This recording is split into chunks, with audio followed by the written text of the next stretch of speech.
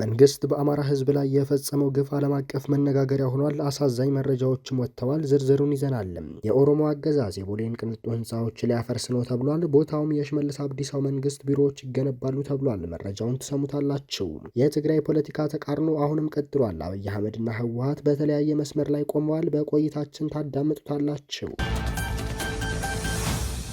ሰላም ጤና ፍቅር በያላችሁበት ይድረሳችሁ። ውድ የብላክ ላይን ሚዲያ ቤተሰቦቻችን ብትሰሟቸው እናንተን ይመጥናሉ ብለን ያዘጋጀናቸውን እነዚህንና መሰል መረጃዎች እንደሚከተለው በዝርዝር ይዘን ስንቀርብ የሚባክኑ ደቂቃዎች እንደማይኖሩ በመተማመን ነው። አብራችሁን ቆዩ።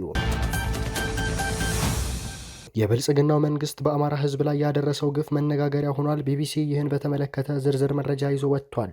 የሀገሪቱ ሁለተኛ ትልቅ ክፍል የሆነው የአማራ ክልል ደም አፋሳሹን የትግራይ ጦርነትን የቋጨው ፊርማ ሳይደርቅ ጦርነት ውስጥ ገብቷል ብሏል ቢቢሲ።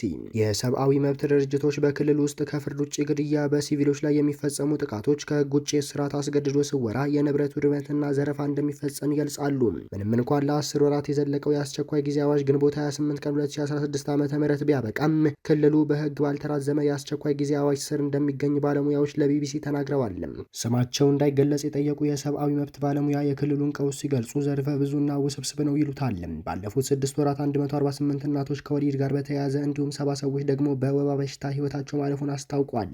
በአማራ ክልል የሚገኙ የከፍተኛ ትምህርት ተቋማት ፎረም ከሐምሌ 2015 እስከ መስከረም 2017 ዓ.ም ድረስ ከ5000 በላይ ሴቶች ተደፍረው ወደ ህክምና ተቋማት መምጣታቸውን ገልጸዋል።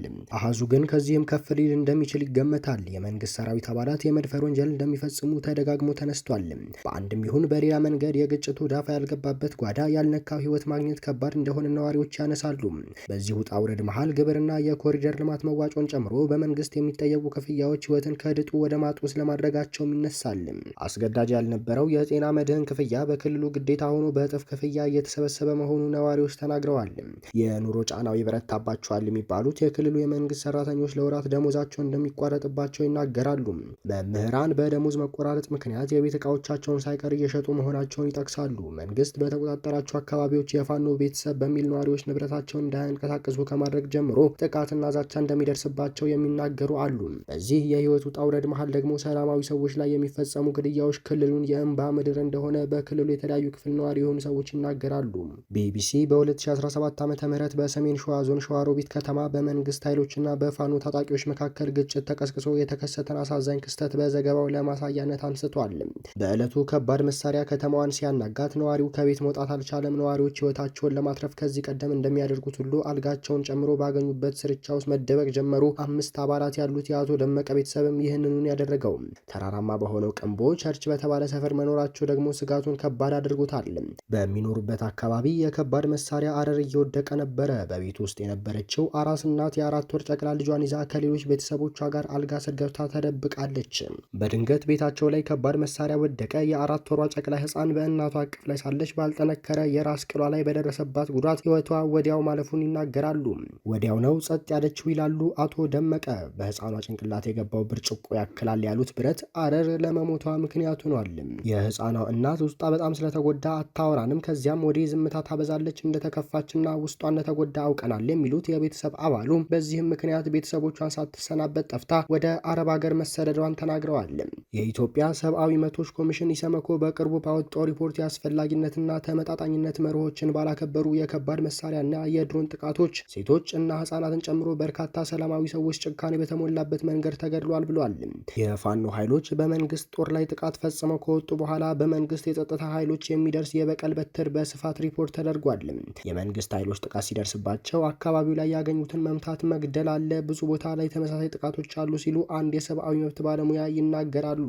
ዶክተር ገዱ አንዳርጋቸውም አብዛኛው የሀገሪቱ ጦር በአሁኑ ወቅት የሚገኘው በአማራ ክልል ነው። አየር ኃይሉም ምድር ኃይሉም ኮማንዶና ልዩ ኃይል የሚባለውን ፌዴራል ፖሊስና የክልሉ ልዩ ኃይል በየጊዜው እየተጨመረ በክልሉ ወታደራዊ አገዛዝ የሰፈነበትና ከፍተኛ ውድመት እየደረሰበት ነው ሲሉ ሰላማዊ ሰዎች ላይ ጥቃቶች እንደሚሰነዘሩ ይገልጻሉ። የድሮን ጥቃትን ጨምሮ የጤና ተቋማት የጥቃት ኢላማ ከመሆናቸው ባለፈ የጤና ባለሙያዎች ፋኖን ታክማላችሁ በሚል ጥቃትና ዛቻ እንደሚደርስባቸው ይነገራል። ከዚህም ባሻገር በመድኃኒትና የሕክምና ግብዓት እጥረት እንዲሁም በእንቅስቃሴ ላይ በሚጣል ገደብና በደህንነት ስጋት ምክንያት ታካሚዎች ያለ ሕክምና እየቀሩ ነው ይላሉ። ቢቢሲ በሰሜን ሸዋ ዞን የፍራታና ግድም ወረዳ ነፍሰ ጡር የሆኑት ወይዘሮ ብዙ ወርቅ ሕክምና በጊዜ ባለማግኘታቸው የጨቅላ ልጃቸው ሕይወት ማለፉን በማሳያነት ጠቅሷል። በቦሌ አካባቢ የሚገኙ በርካታ ህንፃዎች ሊፈርሱ ነው። በአዲስ አበባ ከተማ ቦሌ አካባቢ ለሚገነባው የኦሮሚያ ክልል የመንግስት ጽህፈት ቤቶች ማስፋፊያ ፕሮጀክት በአካባቢው የሚገኙ ህንፃዎች ሊፈርሱ መሆኑ ተሰማ። ፕሮጀክቱ ከዛሬ 2 ዓመት በፊት የመሰረት ድንጋይ የተጣለለት ሲሆን ግንባታውም የቻይና ሲቪል ኢንጂነሪንግ ኮርፖሬሽን እንደሚያከናውነው መገለጹ ይታወሳል። የመሰረት ድንጋይ በተጣለበት ወቅት የኦሮሚያ ክልል ኮሚሽን ቢሮ እንዳስታወቀው ፕሮጀክቱ 6 ሄክታር መሬት የሚሸፍን ይሆናል። በዚህ ጉዳይ ላይ በቅርቡ የአዲስ አበባ ከተማ አስተዳደር መሬት ልማትና አስተዳደር ቢሮ ውሳኔ አሳልፎ ፕሮጀክቱ መሬቱ እንዲሰጥ ማድረጉ ተሰምቷል። ይህን ተከትሎ ባሳለፍነው ሳምንት የከተማው ከንቲባ ጽህፈት ቤት ተወካዮችና የቂርቆስ ክፍለ ከተማ መሬት ልማት ማኔጅመንት ቢሮ ኃላፊዎች ፕሮጀክቱ በሚገኝበት ቦታ ካሉ የመሬት ባለቤቶች ጋር ውይይት አድርገዋል። ቦታው በቂርቆስ ክፍለ ከተማ ወረዳ 1 ውስጥ የሚገኝ ሲሆን በአጠቃላይ 99000 ካሬ ሜትር ቦታን እንደሚሸፍን በውይይቱ ወቅት ተገልጿል።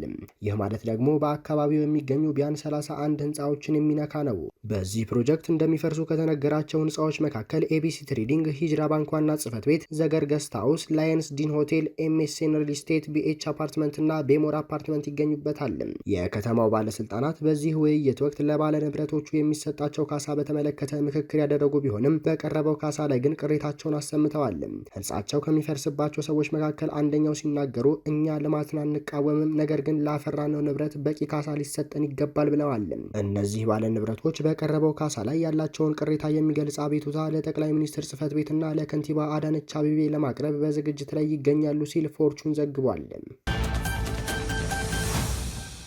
አብይ አህመድና ህወሓት አሁንም በተቃርኖ መንገድ ላይ ናቸው ተብሏል። የቀድሞ የጊዜያዊ አስተዳደር ፕሬዝዳንት ጌታቸው ረዳን የምስራቅ አፍሪካ ጉዳዮች አማካሪ ሚኒስቴር አድርገው የሾሙት ጠቅላይ ሚኒስትሩ አሁንም ከህወሓት ሰዎች ሹመቶችን ቀጥለዋል። የቀድሞውን የመቀሌ ዩኒቨርሲቲ ፕሬዝዳንትና በኋላም ጫካ ገብተው የተፋለሙትን ፕሮፌሰር ክንዲያን ገብረ ህይወት የትምህርት ሚኒስትር ዴኤታ አድርገው ሾመዋል።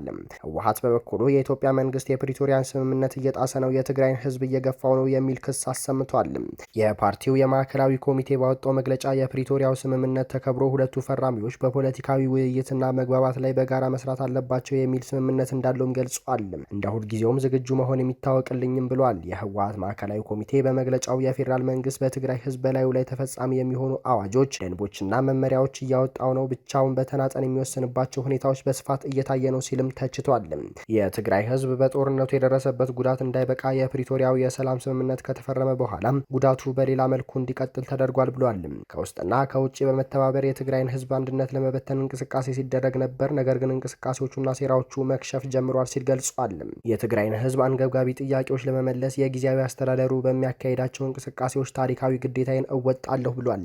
መሰረታዊ የሆኑ የህዝብ ጥያቄዎችን ከግብ ለማድረስ የፓርቲው አመራሩና አባላቱ ህዝቡን በማስተባበርና በማደራጀት ጊዜያዊ አስተዳደሩን ተልዕኮ ለማሳካት የሚጠበቅበትን ተግባር ለመወጣት ይተጋል ብሏል።